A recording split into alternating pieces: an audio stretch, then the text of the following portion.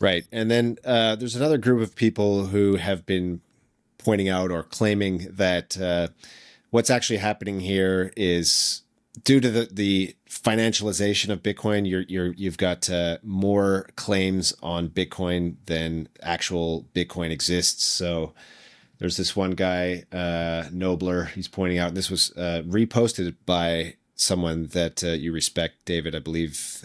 Several people Anyway, did. Several people. Jim So Bianco, this I isn't think, just a did, and yeah. So normally, like I'd never heard of this guy, but when it's reposted by sort of heavy hitters, you pay attention. So anyway, this guy's pointing out something which to me seems a little conspiratorial, but who knows? Basically, he's saying one real BTC can now simultaneously back an ETF share, a futures contract, a perpetual swap, an options delta, a broker loan, a structured note, all at the same time. So that's 6 claims on one Bitcoin. And this sort of financial wizardry causes these kind of flush outs at times. And people have pointed to this rehypothecation, I guess, as being a reason that gold has for years underperformed because there's just like so many paper claims on it. And then eventually the piper, what's the expression?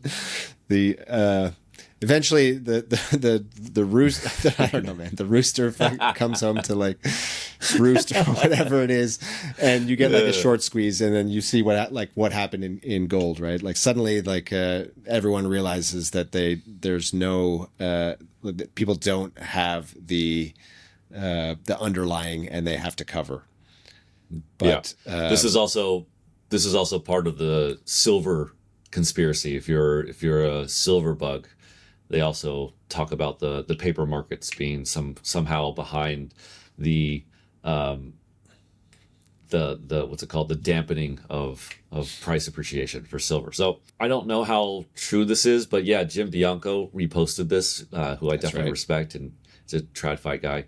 So there probably is some merit to this. The other question though is kind of like, isn't this inevitable? As something becomes valuable, they're going to have derivatives on that thing, right? I feel like that's just kind of an unavoidable way that valuable things, I guess, get co-opted, or a paper market will always kind of eventually form over anything that has value. So, in the comments to this, there were a lot of people saying like, yeah, that's why I sold all my Bitcoin years ago for whatever. They say something that doesn't have derivatives like this on it. It's just like, so then, but then at any point, can't anything else develop a derivatives market around it? So I don't know if there is any answer to this. Right. Some people also claim, there's a bit of a tangent here, but claim that because of the way Bitcoin works, it's much easier to actually take physical delivery compared to, let's say, gold. So that will make this type of paper claims on Bitcoin market, these derivative markets, unwind much more quickly. Yeah, and that makes sense. That makes a lot of sense to me. Yeah, obviously most gold is not going to be actually exchanged. And there have been some pretty cool, on a tangent, there's been some pretty cool podcasts I've listened to of people who have been talking about how silver and gold, the physical nature of the delivery has caused all kinds of weird like subcurrents in price in the past couple of weeks. And that's just because you can trade the kind of the paper gold amount online, right? Like milliseconds.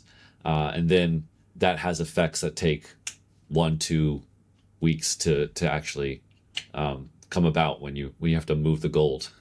All right. So anything else to note on why we had this particularly violent crash? I would just say that, again, this just seems like it's led by broader macroeconomic instability, right? So I think if the equities and other markets kind of stabilize, then I don't see any reason why crypto wouldn't also stabilize. But if like for example, this stuff with Iran blows up, gets worse, and that causes weakness in traditional markets, and crypto's probably going to go have another leg down. So okay, I think that's kind of how it works. End of the day, probably it's just a result of the broader macro and geopolitical forces. There may be some nuances in the particular market structure for Bitcoin and crypto that caused it to react more violently than other markets. But again, maybe just adding one more thing, as we know, due to the nature of crypto being, Bitcoin and crypto being a 24/7 market with deep liquidity, it's often the place that reacts first to any type of news and reacts most violently because it's the asset that people can trade very easily.